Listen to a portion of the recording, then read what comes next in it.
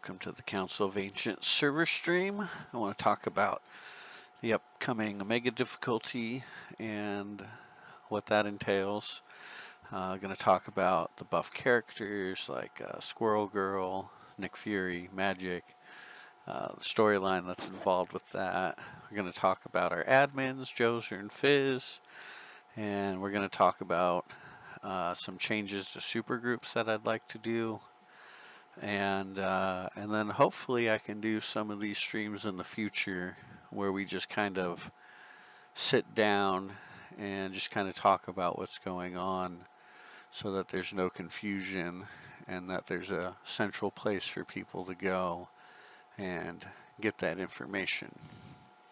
So, Omega difficulty is the difficulty setting that's in the game. Just to be clear, nothing I'm doing, I'm not adding anything new. Anything that's being done already exists in the game data for the most part. So there's a couple tiers that they were working on doing that never fully made it. And so I'm able to tap into that in order to make changes. And I was able to get the item level to 75. We're going to do random affixes on the mobs, which makes it a lot harder, especially because some of them can have invulnerability, resist, other things that make it harder. A lot of the items and the affixes are basically generated with a bunch of extra adds to make up for that, because without even increasing the damage scaling or anything, some of those affixes already kind of do that, and it can take a while to kill some bosses even just geared out. Like they take a lot of damage. So that's still being worked on, and it's still going to probably be a little bit before I iron out the bugs. I need to make sure parties work, that it works across most everything, which will breathe a little life into some of the other instances that were quote unquote obsolete in a sense. And so while I'm working on that, what I did was we buffed characters like Squirrel Girl and Magic and Nick Fury, and there's a story tied to Thanos in basically making them really strong, even though it doesn't matter since he's got the Infinity Gauntlet. It's just kind of a nice distraction while I'm working on this enhanced content. There's some other changes that I've been making that will help with that, specifically in the patcher and being able to change properties. So there's like set affixes on items that are now changeable, as well as even character properties and whatnot, which opens up a lot of avenues, including fixing some things, and hopefully we can smooth out the gameplay on characters. I want to segue now into Joser and Fizz, our two admins. They've been really amazing. They put a lot of time and effort pre-launch and during launch. And there's other people as well, like Unknown King and Pyrox and whatnot. I don't want to, ignore the other people that are out there, helping. But as far as our main admins, these two have been very active, not only in the community, but in helping me maintain momentum by taking a lot of the public side off of me. We're a small team. There's really only me as the main dev, which I need to say that Crypto and Alex are the ones that made this all possible. I'm just playing in their playground, so to speak. But,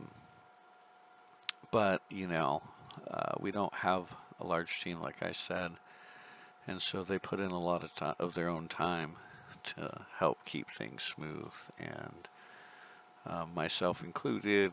There's a lot of DMs, And even though there may only be a couple hundred, 300 players on the server at any time, Council of Ancients also does Diablo and a bunch of other games, and our server has, 18 plus thousand members on it.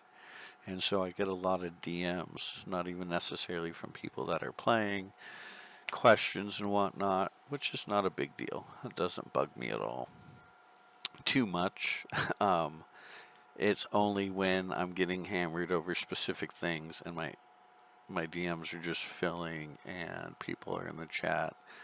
I do read and I see what some things, usually it's just a couple players that are kind of an issue. For the most part, that doesn't bug me, but you will get banned if you insult our admins or myself. While we generally don't look down on too much talk, like pretty freedom of speech, there are limits, and we want to keep everything civil and a good place for everyone to enjoy and play, regardless of what you're doing. So, big shout out to those two for really stepping up, and they will be involved in the next stream that I plan on doing. So I look forward to seeing those guys. Supergroups kind of just exist, right? You can get a name over your head. You're involved with other people. You can see their achievements like pop up in the chat, but there's not much else that's going on. And so I already have kind of a test version of supergroup levels, and I'm able to track kills. That's the current metric, and it's a lot, by the way. The numbers are high just to get the level because of how much killing's done. But it basically keeps track of each player, and to keep from killing the server, it's not updating that all the time. It kind of collects so many kills and then it sends it, so we can keep the server humming along nicely without too much lag. And a lot of these things that I introduce, I do have to be aware of, like if I do this, like how much is it going to affect server ping and processing. For the most part, a lot of the hero patching isn't too bad unless you have a lot of patches, and that can affect performance and whatnot. So yeah, supergroup levels, probably maybe experience bonus or some other bonus tied to the levels. And yeah, anyways, that's the end of the stream for now. See you next time. Hopefully we'll have Joser and Fizz, and maybe we'll have some examples of some of the stuff coming up and what can be done. Everybody have an amazing rest of your evening and day, and hope to see you in game. Alright, bye-bye.